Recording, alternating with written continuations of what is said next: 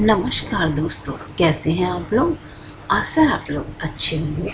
दोस्तों, आज की कहानी है रिश्ते का नाम। आज से 4.5 दशक पहले किसी के प्यार में रुमानी होकर रेशमी रिश्तों में बन जाना आसान नहीं था। वह भी वहाँ जहाँ मोहब्बत वाली फिल्में ही नहीं बल्कि रेडियो सुनने पर भी पाबंदी हो। यह बात और थी कि बाबूजी की नज़रों से छुपकर हम 2 बार इस ज़माने की मशहूर फिल्म मुग़ल आज़म देख आए थे और वैसे ही प्यार में डूब जाने के लिए मन बेताब हो उठा था।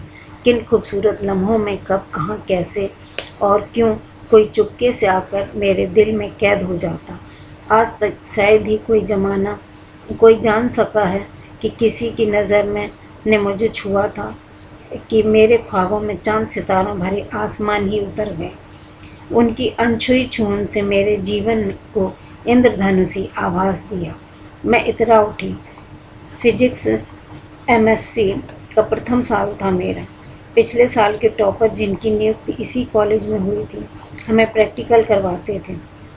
उनके जहीनता सिखाने की कुशलता और दक्षता पर मैं मुग्ध हो उठी थी। मैं सरस्वती की पुजारी उनकी दीवानी हो गई। वे मेरे पास ही बने रहे, इसलिए मैं जानबूझकर गलतियां करती थी। वे अपनी तिरछी नज़रों से मुझे भेजते हुए मुस्कराकर मेरी गलतियों को ठीक करते। यह भी एक इत्तेफाक रहा कि मेरे पिताजी के जिगरी दोस्त के बेटे निकले और इनके आग्रह पर सप्ताह में 2 दिन वो आकर मेरी कठिनाइयों को देख जाते थे।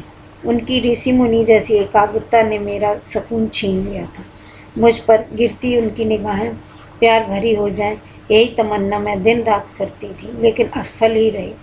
पढ़ने से ज़्यादा उनके साथ ज़्यादा समय बिताने की उत्सुकता रहती थी। ऐसे ही बेकरारी से मैंने एक दिन अपनी हथेलियों पर मेहंदी रचाई।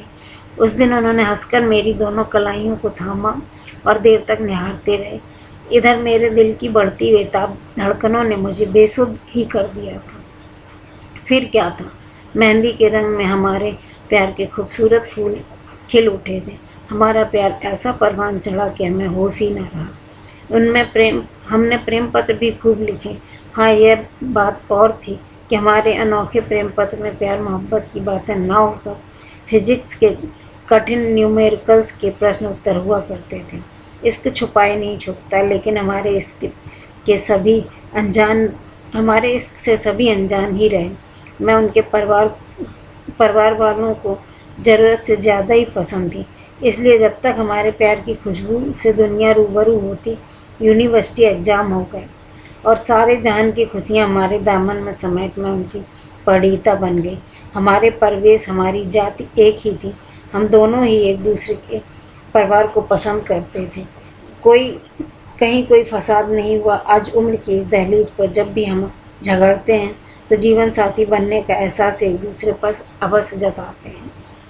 मुझ पर कितनी लड़कियां फिदा थीं, मैं बेवकूफ़ कहाँ फंस गया। तो मैं भी यह कहे बिना नहीं रहती कि न जाने कितनी आंखें बिछी हुई थी मेरे लिए, कहाँ बंद गई मैं।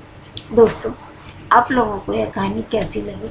अगर आप लोगों को यह कहानी अच्छी लगी हो तो प्लीज़ लाइक कीजिए, सब्सक्राइब कीजिए और मुझे सपोर्ट कीजिए। धन्यवाद।